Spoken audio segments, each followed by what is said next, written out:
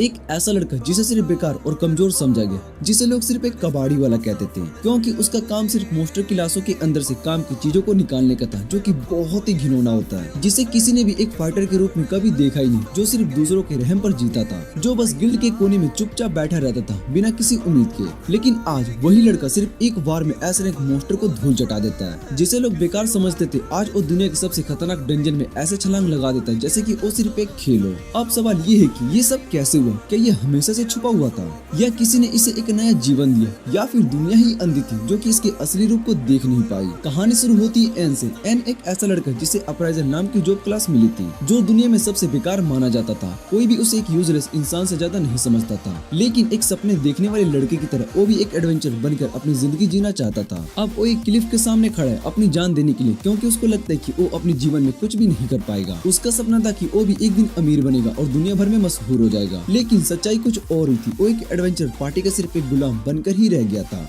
उनका सामान उठाना, लूट समेटना और बस थोड़ा सा पैसा कमा पाना, बस इतना ही उसकी जिंदगी में रह गई थी। इसके बाद हम थोड़ा पीछे का सीन देखते हैं, जहाँ पर पार्टी का स्वॉर्डमैन जोड और उसकी विजार्ड गर्लफ्रेंड जुलेन उसे एक बेकार इंसान की तरह ट्रीट करते थे। यन चाहे जितना भी मेहनत करे, उनके लिए वो सिर्फ एक फ्री का नौकर था। एक दिन जब जोड और जुलेन एक जायंट रैट मोस्टर से लड़ रहे होते, तब एन उनके पीछे खड़ा होकर बस देख रहा था। जब मोस्टर मर गया, तब उसका काम था लाश का इंस्पेक्शन करना और वैल्यूएबल चीजें निकालना, लेकिन एन के पास स्ट्रेंथ नहीं थी, जिस वजह से वो मोस्टर के दांत को भी नहीं खींच पा रहा था। जब उसने मदद मांगी तो जोड उस पर गुस्सा हो गया। उसने एक पत्थर उठाकर एन पर फेंक दिया और उससे कहा कि अगर तू इतना छोटा सा काम भी नहीं कर सकता तो किसी पार्टी में होने का तेरा कोई भी हक नहीं है। येन अंदर ही अंदर बहुत ही गुस्सा था, लेकिन उसके पास कोई दूसरा ऑप्शन भी नहीं होता है। वो जानता था कि अगर इसने पार्टी से निकाल दिया तो कोई दूसरी पार्टी उसको कभी भी हायर नहीं करेगी। उसने अपना गुस्सा दबा लिया और जबरदस्ती मोस्टर के दांत को खींच लिए। थोड़ी देर के बाद वो दोनों जोड और नोलेन के साथ आगे बढ़ने लगा। तभी उन्हें एक मोस्टर की लाश मिली। ये एक हेल हाउंड था। ये मोस्टर बहुत ही ताकतवर होता है और इनके पार्ट्स मार्केट में बहुत ही महंगे बिकते हैं। जोड और नोलेन बहुत ही एक्साइटेड हो गए होते और येन को तुरंत काम पर लगा दिया, लेकिन येन को सिचुएशन थोड़ी अजीब लग रही थी। उसने जोड से कहा कि ये हेल हाउंड्स इस फ्लोर पर कैसे हो सकते हैं, ये यहाँ पर नहीं मिलते हैं। लेकिन जोड बस हंस दिया, तो सोचना बंद कर और काम कर, ये सब तेरे पे स्केल से बाहर की बातें। जुलेन भी हंसी और उसने बोला कि अगर तुझे इतना ही डर लग रहा है तो तू भाग जा, और याद रखना बिना किसी पेमेंट के तुझे हमारी पार्टी से निकाल दिया जाएगा। ये ने अपनी फ्रस्ट्रेशन दबाई और चुपचाप हेल हाउंड्स की लाश का डिसमेंटलिंग करने लगा। जब वो काम कर रहा था तभी जोड और नोलेन को थोड़ी दूर पर एक और लाश दिखाई दी।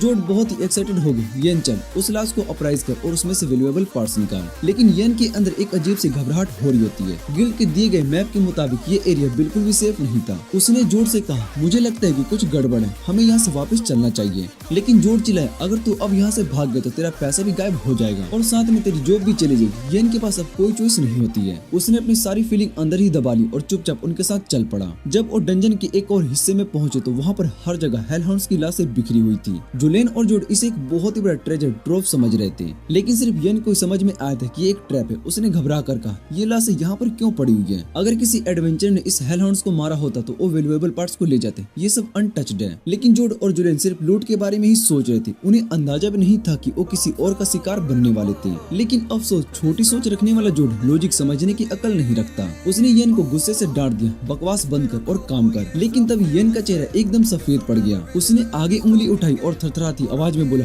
Hello hounds. जोड और जुलेन ने पलट कर देखा और दोनों की जान सूख गई। एक पूरी हेल हाउंड्स की फौज उनकी तरफ दौड़ रही थी। उन सब के जबड़ों से खून टपक रहा था और तभी येन को समझ में आया कि ये जो मरी हुई हेल हाउंड्स की लाशें थी, ये किसी गैंग वॉर का शिकार बनी थी। जोड और जुलेन ने अपनी तलवारें छोड़ी और अपनी पतलून को गीली करने लगे। एक हेल हाउंड को मारना मुश्किल था और ये तो पूरा का पूरा झुंड था। ना वो इनसे लड़ सकते थे और ना ही इनसे बचकर भाग सकते थे। लेकिन तभी जोड के दिमाग में एक घटिया आइडिया है। उसने जुलेन की तरफ देखा और बोला हमारे बचने का एक ही तरीका है, येन को उनके सामने छोड़ दो। येन ये सुनती उसके होश उड़ गए। तुम लोग ऐसा नहीं कर सकते हो। लेकिन बिना कोई वार्निंग दिए जुलेन ने एक पैरालाइज स्पेल डाल दिया और येन जमीन पर गिर गया, बिल्कुल लाचार। उसके हाथ और पैर हिल भी नहीं रहे थे। जोड और जुलेन हंसते हुए भाग गए और पीछे से हेल हाउंड्स जोर जोर से भौंक रहे थे। एंजॉय लूजर, जोड चिल्लाया और वहाँ से भाग गया। येन का दिमाग अब भी हैजी था, उसका होश उड़ चुका था। लेकिन तभी एक हेल हाउंड ने उसके हाथ को अपने तीखे दांतों से चबा लिया। वो बेचारा दर्द से इतना तेज चिल्लाया कि उसकी पैरालाइज टूट गई। उसने तुरंत एक बड़ा सा पत्थर उठाया और हेल हाउंड्स के मुंह पर जोर से मार दिया। मोस्टर पीछे हट गया और उसने अपने बैग में हाथ डाला और सारा का सारा खाना हेल हाउंड्स की तरफ फेंक दिया। हेल हाउंड्स ने तुरंत उसके पीछे भागना बंद कर दिया और खाने पर टूट पड़े। येन घायल था, चल भी नहीं पा रहा था, लेकिन किसी तरह लंगड़ा टेढ़ा डंजन से निकलने लगा। लेकिन जैसे ही एग्जिट पॉइंट पर पहुंचा उसका खून खोल उठा। जोड और नोलेन ने एग्जिट गेट को ब्लॉक कर दिया था। तुम लोगों ने सिर्फ मुझे ट्रैप ही नहीं छोड़ा बल्कि एग्जिट गेट भी बंद कर दिया। येन चीख पड़ा। जोड एक ठंडी सी हंसी हंसा, सॉरी सॉरी लूजर, लेकिन अगर तू बच गया तो हमारी बहुत ही बदनामी हो जाएगी यार। येन ने पीछे मुड़कर देखा और हेलहाउंड्स एक बार फिर उसके पीछे आ रहे थे। उसने एक और एग्जिट गेट ढूंढा और दौड़ लगाई, लेकिन ये भी एक डेड एंड निकला। अब कोई रास्ता नहीं बचा था। हेलहाउंड्स की गूंजती हुई आवाजें उसके पास आ रही थी। येन समझ गया था कि अब वो मरने ही वाले। उसने आसमान की तरफ देखा और सोचा,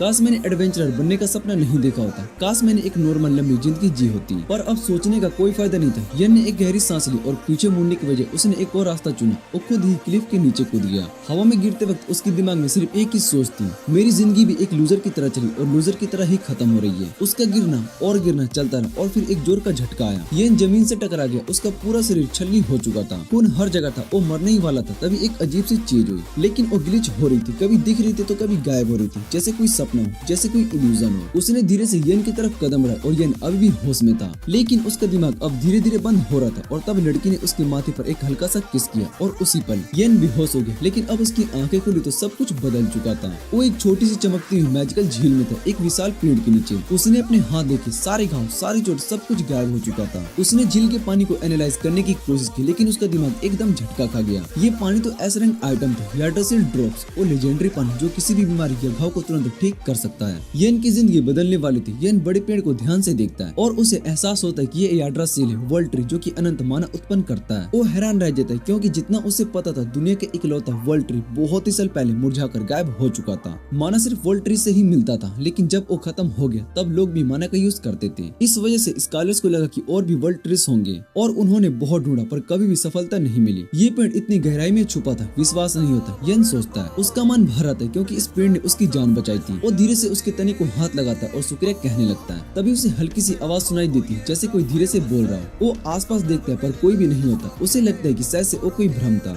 अब उसके पास एक ही रास्ता था, डंजन में और आगे बढ़ना, ताकि किसी और तरह की सरफेस तक पहुंच सके। जाने से पहले वो एक बार फिर से पेड़ की तरफ देखता है और उसका शुक्रिया अदा कहकर आगे बढ़ जाता है। दूर कहीं एक लड़की जो इसे देख रही थी कुछ बोलने की कोशिश करती, पर शब्दों का साथ नहीं मिलता। येन सोचता है कि ये जगह कितनी मुश्किल होगी, क्योंकि अब तक किसी भी गिल्ड ने इतनी गहराई तक कदम नहीं रखा। फिर भी उसके पास कोई दूसरा रास्ता नहीं, इसलिए वो आगे बढ़ता रहता है। काफी देर तक कोई भी मोस्टर दिखाई नहीं देता और इसी वजह से वो थोड़ा आराम महसूस करता है। लेकिन तभी एक तेज वार उसके एक कान को काट देता है और वो चौंक जाता है। पर उसके रिएक्ट करने से पहले एक और वार होता है जो कि उसकी उंगलियां काट देती है। उसके सामने एक एस रैंक मोस्टर होता है जिसमें ज्यादा ताकत नहीं है, पर उसकी रफ्तार इतनी तेज है कि आंखों से भी मुश्किल से दिखाई दे। वो इतनी तेजी से अटैक करता है कि येन के पास भागने का कोई मौका नहीं होता। एक के बाद एक तेज वार उसके शरीर पर पड़ने लगता है। येन किसी तरह लौटकर वर्ल्ड ट्री के पास पहुंचने की कोशिश करता है, लेकिन मोस्टर उस पर आखिरी वार करने के लिए तैयार होता है। लेकिन तभी कुछ अजीब होता है और मोस्टर अचानक से रुक जाता है। येन पीछे मुड़कर देखता है और उसके होश उड़ जाते हैं। उसके सामने एक बड़ा सा मोस्टर आकर खड़ा हो गया होता है। डंजन का सबसे खतरनाक शिकारी, एक भयानक ब्लैक बियर, जो कि तुरंत उसे छोटे मोस्टर पर टूट पड़ता है। वो उसे छल कर रख देता है और फिर येन की तरफ देखता है और एक ही बार में उसका चेहरा चीर देता है। येन चिल्लाने लगता है और दर्द से बिल्कुल बेहोश होने वाला होता है। बियर उसे उठाकर जोर से दबाता है, जैसे कि उसकी हड्डियां तोड़ देगा। उसे लगता है कि यही उसका अंत है, पर तभी एक तेज तलवार की चमक होती है और एक ही बार में ब्लैक बियर गिर जाता है, वो भी मरा हुआ। येन होश खो चुका था, पर जाने से पहले उसकी आंखों के सामने एक छोटी सी परछाई दिखाई देती है। कोई उसके पास खड़ा है। मैंने सिर्फ इसलिए मदद की क्योंकि मुझे किसी खास ने कहा था। येन ये सुनता है और उसकी आंखें बंद हो जाती है। जब वो होश में आता है तो वो वापस से वर्ल्ड ट्री के नीचे होता है। पूरा का पूरा इलाज हो चुका होता है उसका। येन की आंख पूरी तरीके से ठीक हो चुकी होती है और वो जैसे ही अपनी नई आंख को देखता है, उसके सामने एक लड़की दिखाई देती है, सफेद कपड़ों में, एक प्याली चाय हाथ में मुस्कुराती हुई।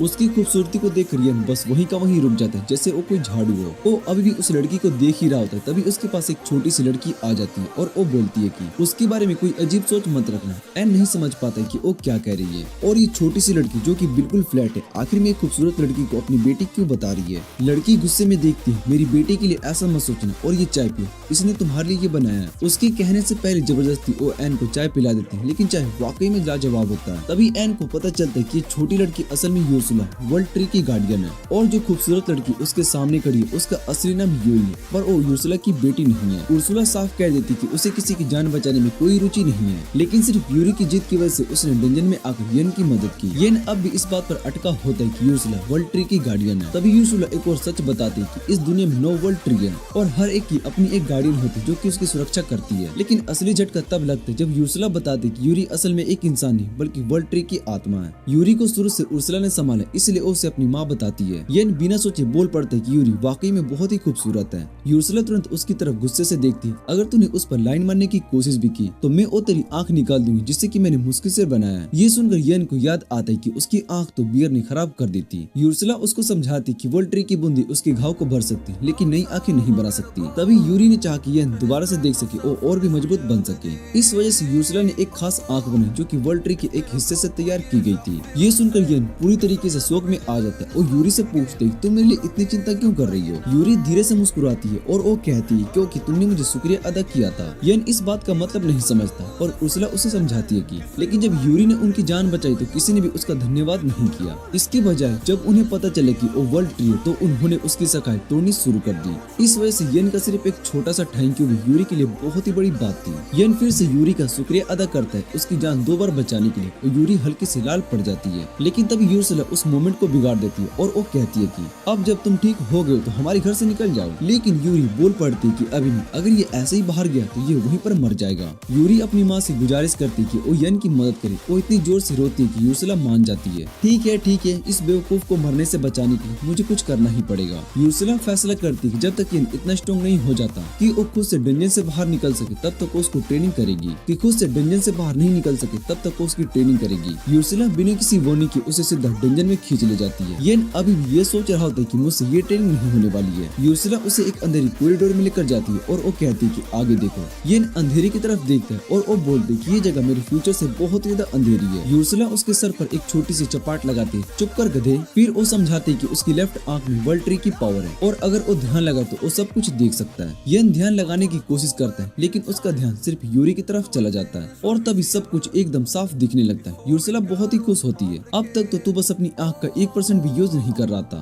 पर उसके बाद वो बिना किसी वार्निंग के एक और बड़ा पत्थर एक सोए हुए आईबॉल मॉन्स्टर के ऊपर फेंक देती है। मॉन्स्टर गुस्से से जाग पड़ता है और इधर उधर तोड़फोड़ करने लगता है। यूर्सुला कहती है कि पहला लेसन इसके सभी अटैक को डॉज करो। ये बहुत ही शॉक्ड होता है। ये कैसा लेसन है, मेरा अप्राइजल स्किल ऐसा काम नहीं करता। यूर्सुला उसके सर पर एक फिर से थप्पड़ लगाती है। इसका यूज करने की कोशिश तो कर भोंदू। वो कहती है कि यन का स्पिरिट है अप्राइजल स्किल को नए तरीके से यूज कर सकता है। यन अपनी आंख का इस्तेमाल करता है और वो देखता है कि मॉन्स्टर उसके दाएं कान पर वार करने वाला है। वो एक्साइटेड हो जाता है, हाँ अब मुझे इसकी मूवमेंट समझ में आ रही है। और फिर सुर मॉन्स्टर उसका कान काट देता है। यन चीख पड़ता है पर यूर्सुला बिल्कुल चिल मोड में एक बैरियर बना देती है और वर्ल्ड ट्री की ड्रॉप्स उसे देखकर उसका कान हील कर देती है। मैं तुम्हें जितनी बार चोट लगेगी उतनी बार हील करूंगी, मतलब तू भाग नहीं सकता। फिर से मॉन्स्टर उस पर हमला करता है और इस बार एन अपनी पूरी आंख का इस्तेमाल करता है। वो देखते है कि मॉन्स्टर उसके बाएं पैर पर अटैक करेगा। वो अटैक के एग्जैक्ट टाइमिंग देखकर साइड हो जाता है। यस, मैंने डॉज कर लिया। पर तभी पीछे से एक और बार मॉन्स्टर उसका ध्यान भटकाता है और फिर ऊपर से एक और बार करता है। यूर्सुला गुस्से से बस एक बार बच गया और खुद को हीरो बता रहा है। ध्यान लगा वरना फिर से कान कट जाएगा। पूरा एक हफ्ता यन की मॉन्स्टर के अटैक को डॉज करने में प्रैक्टिस में निकल जाते हैं। अब वो सिर्फ अटैक का लोकेशन ही नहीं टाइमिंग भी समझ सकता है। लेकिन जैसे ही वो ओवर कॉन्फिडेंट होता है मॉन्स्टर उसे छुपकर अटैक कर देता है। यूर्सुला हमेशा की तरह उसे हील करती है और वो कहती है कि पहले लेसन पास, अब सेकंड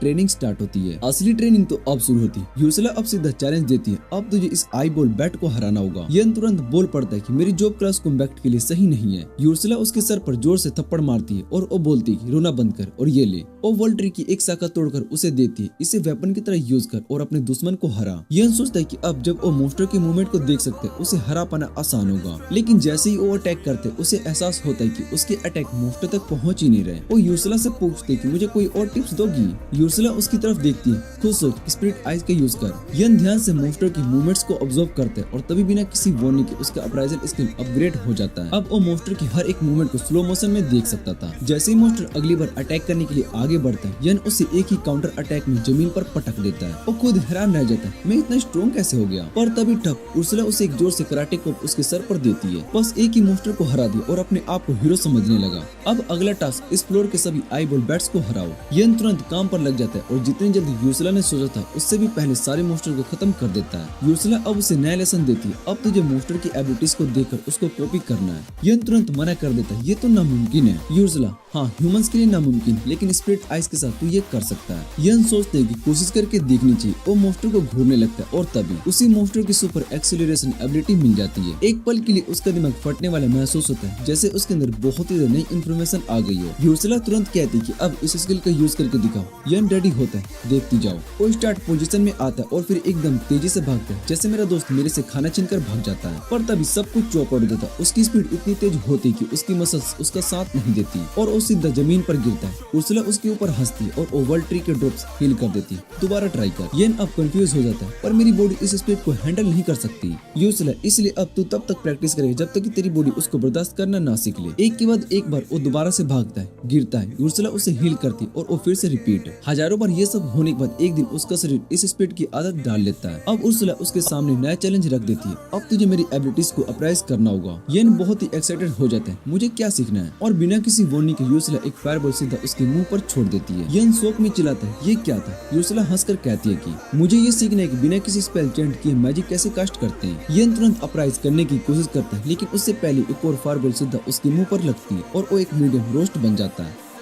उर्सुला उसका इलाज करती है और फिर थोड़ी देर के बाद फिर से उस पर अटैक कर देती है। दूसरी तरफ एन बिना किसी स्पेल चेंट की फायरबॉल चलाना सीख जाता है, लेकिन जल्द ही गिर जाता है क्योंकि उसके पास माना बहुत ही कम होता है। अचानक वर्ल्ड ट्री का एक ड्रॉप यूरी से गिरता है और तुरंत उसका माना रिफिल कर देता है और उसकी माना कैपेसिटी भी बढ़ा देता है। येन अपनी ट्रेनिंग लगभग आधे महीने तक करता है और अब एक साथ 100 से भी ज्यादा फायरबॉल चला सकता है। साथ ही वो इंटरमीडिएट मैजिक भी यूज कर सकता है। उर्सुला उससे कहती कि अब वो अकेले डंजन को एक्सप्लोर करने के लिए तैयार है, लेकिन उससे पहले एक अंतिम टेस्ट होगा। वो उसे एक डेथ बियर से लड़ने के लिए लेकर जाती है, लेकिन येन अपने पुराने ट्रॉमा की वजह से थोड़ा घबरा जाता है। लेकिन उर्सुला उससे कहती है कि स्ट्रॉन्ग बनने के लिए इतनी मेहनत कर चुका है, इसलिए उसे कॉन्फिडेंट रहना चाहिए। फिर उसे सीधा डेथ बियर के सामने ढकेल देती है। येन फायरबॉल को चलाता है, लेकिन उसकी एम बहुत ही खराब होती है और वो एक भी अटैक सही नहीं लगता। पर उसके फायरबॉल के धुएं का फायदा उठाकर वो अपनी सुपर स्पीड स्किल का यूज करके डेथ बियर के पीछे पहुंच जाता है। बियर उस पर हमला करता है, लेकिन येन सुपर अप्राइजल स्किल का यूज करके सब कुछ स्लो मोशन में देख लेता है और फिर वो एक पावरफुल विंड स्पेल चलाता है और उसके बाद वो बिना रुके फायरबॉल्स चलाता है जो कि लगती है और आधी नहीं लगती है। लेकिन आखिर में वो एस रैंक के मोस्टर को गिरा ही देता है। फिर वो डेथ बियर की एबिलिटीज को अप्राइज करता है और उसकी S+ rank steel cutter absorb कर लेता है, जो उसके अटैक को एक्स्ट्राऑर्डिनरी ड्यूरेबिलिटी और piercing पावर देती है। ये सब करने के बाद उसके सर में दर्द होने लगता है। स्किल अब्सॉर्ब करने के बाद उर्सुला उससे कहती है कि उसकी ट्रेनिंग कंप्लीट हो चुकी है और अब वो अकेले डंजन को एक्सप्लोर करने के लिए रेडी है। फिर वो उसे वर्ल्ड ट्री के पास लेकर जाती है और वो कहती है कि जाने से पहले उसे एक अंतिम गिफ्ट देगी। ये गिफ्ट होता है वर्ल्ड ट्री का बचा हुआ एक स्प्लिट कोर। ये मना कर देता है, वो इसे नहीं ले सकता क्योंकि ये बहुत ही वैल्यूएबल है। लेकिन उर्सुला उसको समझाती कि ये बस एक उधार है, क्योंकि वो जब भी मरेगा ये कोर वापस से वर्ल्ड ट्री में चला जाएगा। फिर वो अपनी मैजिक का यूज करके स्प्लिट कोर को एन की प्रोस्थेटिक आइस के साथ फ्यूज कर देती है। एन को इसमें कोई फर्क महसूस नहीं होता। तभी एक बूढ़ा आदमी उससे कहता है कि एक बेवकूफ इंसान को इस प्रोस्थेटिक आई की सच्चाई समझने में बहुत ही टाइम लगेगा। येन यूरी की तरफ मुड़कर उसको थैंक यू बोलता है, लेकिन वो वहाँ पर नहीं होती है। वो पूछते है कि यूरी कहाँ पर है। तभी यूरी की आवाज उसके प्रोस्थेटिक आई से आती है और फिर अपनी ह्यूमन फॉर्म में मैनिफेस्ट हो जाती है। येन समझ नहीं पाता कि ये क्या हो रहा है, तो उर्सुला उसको बताती है कि उसकी आंख में वर्ल्ड ट्री का स्प्लिट कोर है, जो कि बेसिकली एक छोटा सा वर्ल्ड ट्री का रिप्लेसमेंट है। इसका मतलब है कि अब यूरी उसकी आंख के अंदर ही रह सकती है और चाहे येन कहीं भी जाए वो हमेशा उसके साथ रहेगी। यूरी एक्साइटेड होकर कहती है कि अपने वर्ल्ड ट्री के ड्रॉप्स उसकी सारी चोटों और बीमारियों को तुरंत ठीक कर देगी।